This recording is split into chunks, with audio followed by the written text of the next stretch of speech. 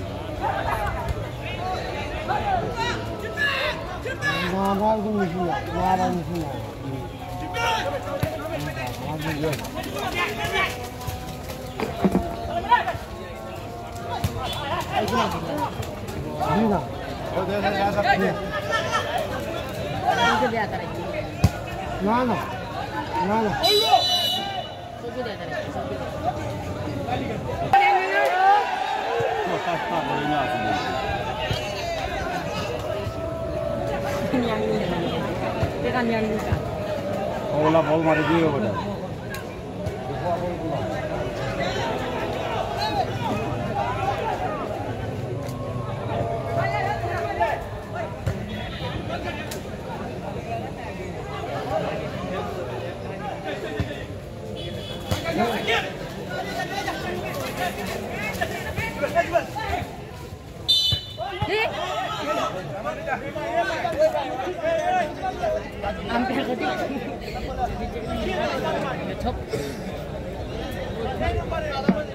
সুপ্রিয় দর্শক মন্ডলী, পবিত্র আসরের আজান বিরতি শেষে আবারও ধারা বিবরণীতে স্বাগত জানাচ্ছি।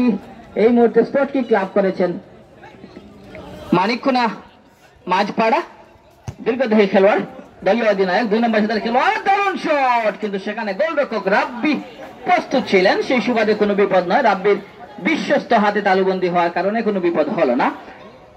এখনো পর্যন্ত কোনো গোল নামের সোনার হরিণটি ছিনিয়ে আনতে সক্ষম হননি দুটি দল, কিন্তু গোল করার নেশায় ছুটছেন। যাই হোক, হেড হয়েছে মধ্য মাঠে, যাত্রা ছিল অধিকারী, সামনে বাড়িয়েছেন, উদ্দেশ্য তারই সতীর্থ 8 নম্বর জার্সিধারী খেলোয়াড়, কিন্তু না রাখতে পারেননি, সেখান থেকে বল কেড়ে নিয়েছেন 9 নম্বর জার্সিধারী খেলোয়াড় আলামিন,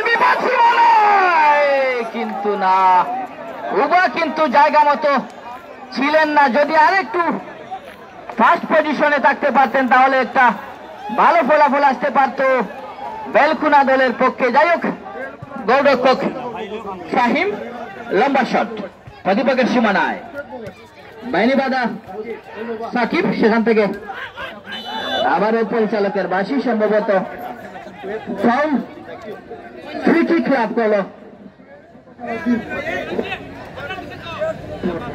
একটি ঘোষণা বেলকুনা টিমের জন্য। কুয়েত প্রবাসী আলাউদ্দিন সাহেবের পক্ষ থেকে 1000 টাকা পুরস্কার ঘোষণা করা হয়েছে। যে প্রথম গোল করতে পারবেন তার জন্য 1000 টাকা পুরস্কার প্রদান করা হবে এবং পুরস্কারের টাকাটি কিন্তু ইতিপূর্বে আমাদের সাধারণ সম্পাদকের হাতে এসে পৌঁছে গেছে।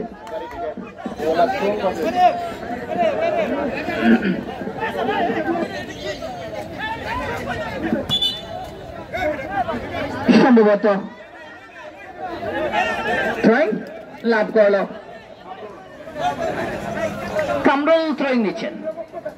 4 সদস্য, সেখান থেকে গোল পাস, কাউন্টার অ্যাটাকের চেষ্টা বিপদ সীমানায়, কিন্তু সেখানে গড়া মার্কিং এ রেখেছিলেন মাজেদ, সামনে বাড়িয়েছেন। আবারও গোল পাস মধ্যমাঠ থেকে ডান প্রান্তে অগ্রসর হওয়ার চেষ্টা করেছিলেন, কিন্তু আবারও বাধার প্রাচীর হয়ে দাঁড়িয়েছিলেন প্রতিপক্ষের ফয়সাল। ফয়সাল থেকে বল পেয়েছেন সজল, কাকে দেবেন এখনো পর্যন্ত নিজের নিয়ন্ত্রণে নিয়ে ব্যাক বলি করেছেন, সেখান থেকে জসিম 7 নম্বর সাইডের খেলোয়াড়, যিনি রুবেল কর্দমাত্ম মাঠ, কিছুটা খাদাযুক্ত মাঠ থাকার কারণে বিঘ্ন ঘটছে। আবার বল পেয়েছেন জসিম, সামনে বাড়িয়েছেন, কাকে দিলেন বল পাস, সেখান থেকে আবারও কাউন্টার উঠাকে চেষ্টা করছে এই মুহূর্তে মানিকখোনা মাঝপাড়া দলীয় ডিফেন্ডার সাকিব, দারুণ দক্ষতায় যাত্রা তার দলকে রক্ষা করলেন, বল পাঠিয়ে দিলেন বাই লাইনের বাইরে, দুঃখিত টাচ লাইনের বাইরে। সেই সুবাদে সম্ভবত থ্রোয়িং লাভ করলো মানিকখোনা মাঝপাড়া, প্রতিপক্ষের সীমানা থেকে থ্রোয়িং নিয়েছেন, সেখান থেকে বল পেয়েছেন 7 নম্বর তার খেলোয়াড় মাইনো, সেখান থেকে 6 নম্বর খেলোয়াড় বিপদ হতে পারে, জটিলার সৃষ্টি। তার আগে পরিচালকের বাঁশি, সম্ভবত বিধি বহির্ভূত ভাবে বাধা প্রদান করার কারণে ফাউল, ফ্রি কিক লাভ করলো।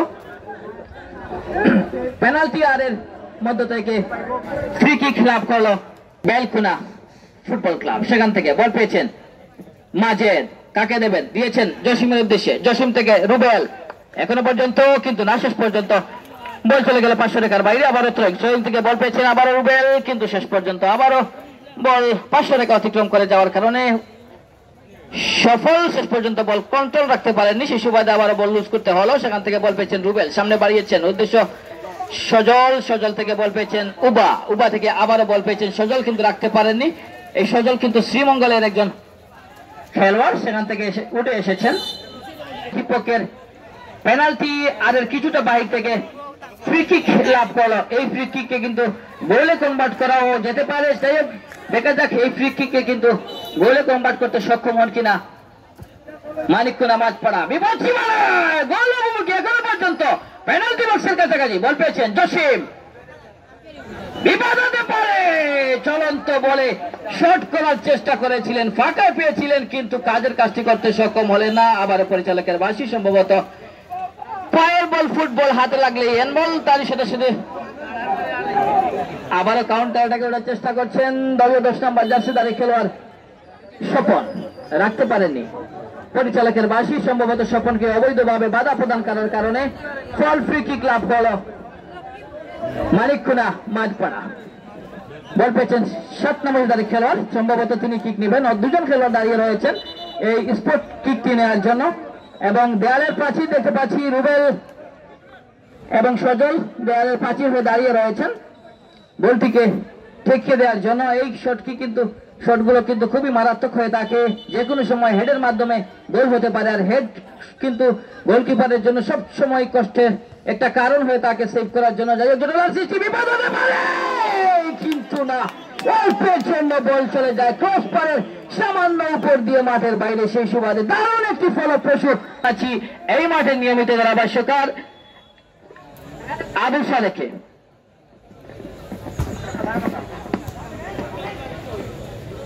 ধন্যবাদ জাকারিয়া খান জাবের ভাইকে সুন্দর ধারা বিবরণী দেওয়ার জন্য। সুপ্রিয় দর্শক মন্ডলী, আপনারা লক্ষ্য করছেন শহীদ জিয়া সিটি ফুটবল টুর্নামেন্টের দ্বিতীয় রাউন্ডের দ্বিতীয় খেলা এগিয়ে চলেছে বেলকুনা এবং মানিককুনা মাঝপাড়ার মধ্যে। এখনো পর্যন্ত আমরা শুরু থেকে দেখেছি উভয় দল কিন্তু আক্রমণ পাল্টা আক্রমণ ছাড়িয়ে যাচ্ছে, কিন্তু ফলাফল যাই ছিল তাই এখনো পর্যন্ত রয়েছে, অর্থাৎ 0-0।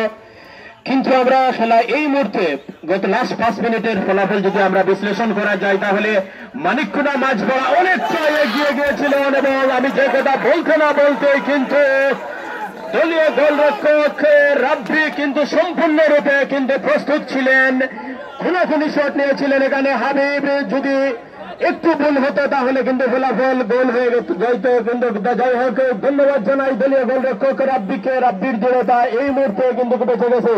আবারও পাল্টা আক্রমণে মানিককুনা বেলকুনা, কিন্তু সেখানে বল প্রতিহত ফিরে এসেছে মাঝ মাঠে। বল পায়ে একজন খেলোয়াড় দিয়েছেন নিজের সেতুর থেকে, কিন্তু সেখানে বেল পাস তিনি জায়গা মতো জন্য এখানে কাড়াকাড়ি চলছে।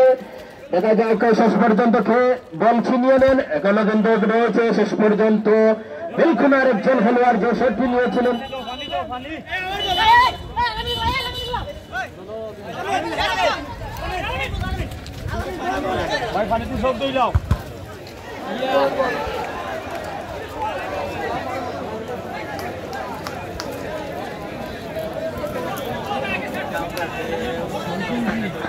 গোলরক্ষক ফাহিম ছিলেন সম্পূর্ণরূপে প্রস্তুত। ফাহিমের লম্বা শট মাঝ মাঠে বল চলে এসেছে, হেড হয়েছে এখানে। আবারও বল পায়ে একজন খেলোয়াড় কিন্তু আবার হেড করেছেন, আবারও হেড। 3-4 বার পরপর হেড হওয়ার চেষ্টা, সেখানে কিন্তু কড়া পাহারা হয়েছিলেন।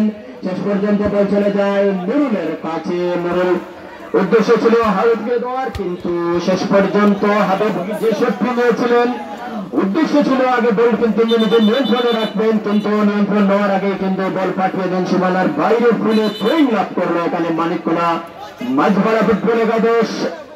3 নম্বর জার্সি পরিহিত খেলোয়াড় নাইম কিন্তু থ্রোইং এর জন্য প্রস্তুত। আজকে কিন্তু হাজার হাজার দর্শক ফান ভরে উপভোগ করছেন আজকের খেলা। ফান উত্তেজনাপূর্ণ ম্যাচ কিন্তু এই মুহূর্তে চলিয়ে যাচ্ছে মানিককুনা কলেজ মাঠে। লম্বা থ্রো কিন্তু কোথায় বাড়ালেন, কাড়াকাড়ি চলছে, শেষ পর্যন্ত বল চলে যায় সীমানার বাইরে, ফলে গোল কিক লাভ করেছে এখানে বেলকুনা ফুটবল একাদশ। বল বসিয়ে নিচ্ছেন দলীয় গোলরক্ষক, কিক নেওয়ার জন্য প্রস্তুত রক্ষণভাগের খেলোয়াড়, উঁচু লম্বা খেলোয়াড়, 2 নম্বর জার্সি পরিহিত খেলোয়াড়